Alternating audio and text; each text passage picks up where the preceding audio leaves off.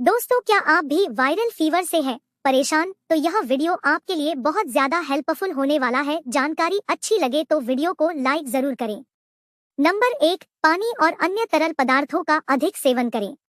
Number 2, कमरे का तापमान ठंडा रखें। नंबर 3, ठंडे या गर्म पानी से नहाने की बजाय हल्के गुनगुने पानी से नहाएं। नंबर 4, पर्याप्त आराम करें। ज्यादा फिजिकल एक्टिविटी करने से तापमान बढ़ सकता है। नंबर 5, अपनी नजदीकी डॉक्टर से सलाह जरूर लें।